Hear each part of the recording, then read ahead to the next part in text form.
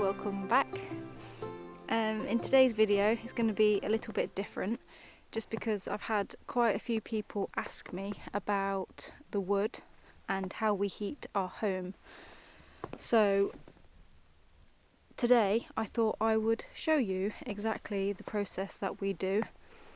I'm going to start off by saying I don't know an awful lot about wood or anything like that, but what I do know is what we do, and it seems to work pretty well. So yeah, I thought it would be interesting to at least some of you to know our process and how we keep this off-grid home warm when it's like minus 25. It's not minus 25 now, it's something silly like 0.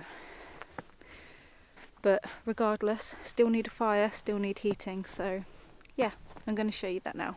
So yes, this is our little wood store, or rather should I say big wood store, because it is quite big, and it also doubles up as an outside toilet as well, which is just there. But I won't get into that today. Today is about wood.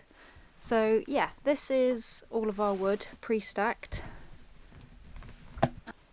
So the process in which we go through to get the firewood is this gets delivered to us in the spring in full tree form, without all the leaves and stuff, just the, what was it called, trunks? Just the trunks.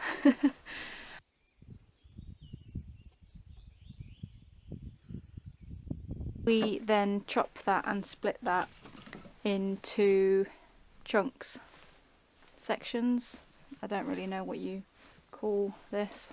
I'm having a bit of a brain fart because wood is not my forte, but I just thought it might be nice to explain anyway.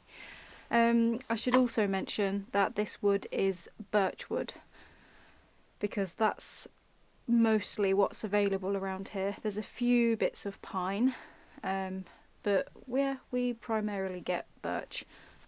We also know that birch is a fairly quick wood to season as well, which basically means it's quite a fast drying wood.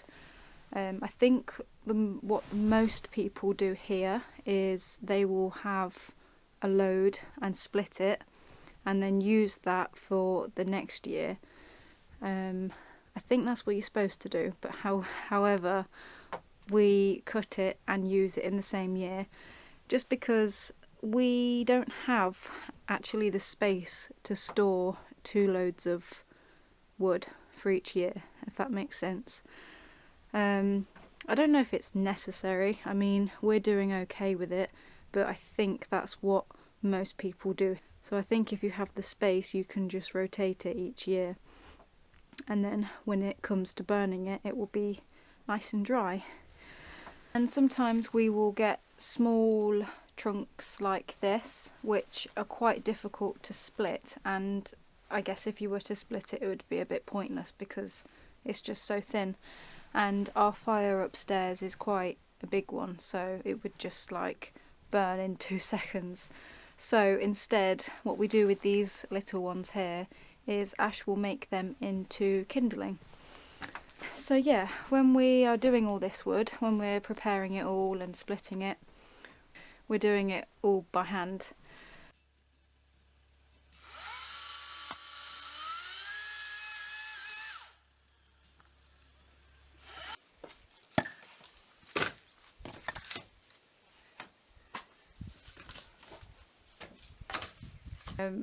Majority of people will either buy it pre-cut like this, which is just like extra money, or people will process it in a wood cutting machine. So they'll put the whole log through a machine and it will cut it and then split it, and oh god, it's amazing to watch. But yeah, we have decided that we will do it by hand for as long as we can because it's quite fun to an extent. It's not fun in the beginning and it's definitely not fun in the end, but as you're powering through, it's it's good, and it's a really good workout as well. And it also gives you a sense of achievement as well, to say that we have split and cut all of this wood by hand. Yeah, I don't know, it's just something about it. We really enjoy that feeling. So yeah, we've decided for as long as we can, we will. And if we come across a second-hand wood splitter in the future, then maybe we'll get it, maybe we won't. Yeah, I'm not sure what else there is to say about the wood process. Yeah, how much wood do we need? Well, I don't actually know that, because we've not really been here long enough to know exactly how much we need, and also we now have a small fire downstairs. In terms of wood use, I think last year we got through all of this whole room in the upstairs fire, but I think we've learnt a better technique on how to use the fire, so we can use less wood, it will produce more heat, and it's just all round a bit better. So yeah, we're trying that out, and yeah, that should reduce our wood usage a little bit, hopefully. I don't know, it's all still quite new to us really, so we're learning as we're going along, but for now this is what we do. And yeah, let's say this whole room of wood should last us one winter. So this is the wood bag that we use, and we fill it with the bigger chunks. These are what will keep the fire going for a long time, and what burn the most and produce the most heat.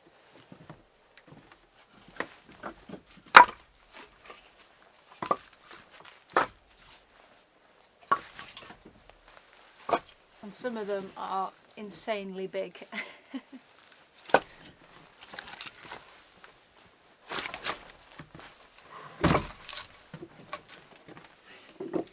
And in this little bucket that was so kindly donated from the barn when we moved in, we fill this with the kindling, which are the smaller bits that we use to get the fire going. So between these small bits of wood to get the fire started and the bigger bits of wood keeping it going, we are able to make a fire that will keep the whole of upstairs hot enough, even in the middle of winter when the temperature reaches -25 to -30 outside, and sometimes it gets so hot we have to open the deck door to let some heat out. Which is just ridiculous when it's that cold outside. But I should mention actually that even though the fire is very powerful, which is a good trick in all of this, another trick is to have a well insulated house, which we prioritised a lot when we were building it. So yeah, between all of that insulation upstairs and the powerful fire, we have absolutely no problem in keeping upstairs toasty warm all winter long. However, that's not the case for downstairs. So now we've opted for a small fire downstairs, which hopefully should do the trick. So yeah, if there's anything that I've missed out or anything that you'd like to know, which I'm sure I have missed out, then just leave me a comment and I will try and answer it.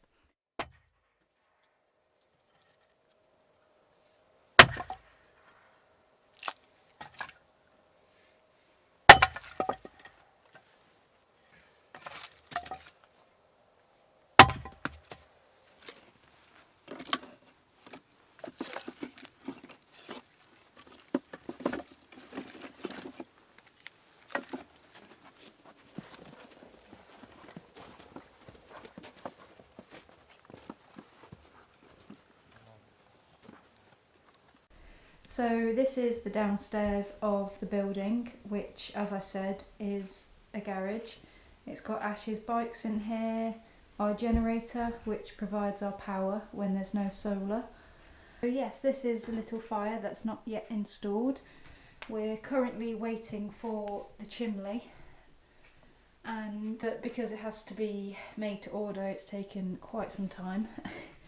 But yeah, we are hoping that this little device will be enough to heat this whole room. And although we do have the little diesel heater down here, we're actually not using it just yet, just because it's not that cold outside. So we figured the longer we can go without heating in here, the better, and cheaper it will be. And the actual temperature in here is 4 degrees. Yeah, about 4 degrees. So it's not very warm at all, but it's not freezing. So that's the most important thing.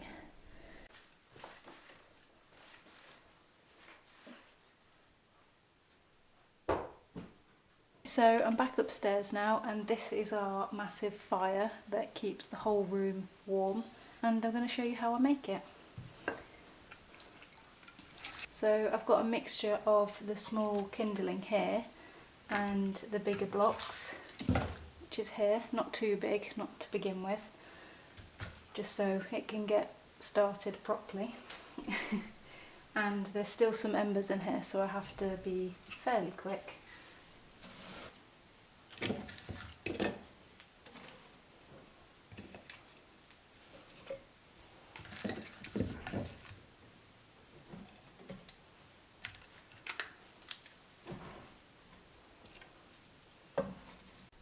So on the bottom layers I've got the small kindling, and as I've worked it up I've used slightly bigger bits of wood, and I'm just going to shove 2 of these fire lighters in there, and that hopefully should just be enough to get it going.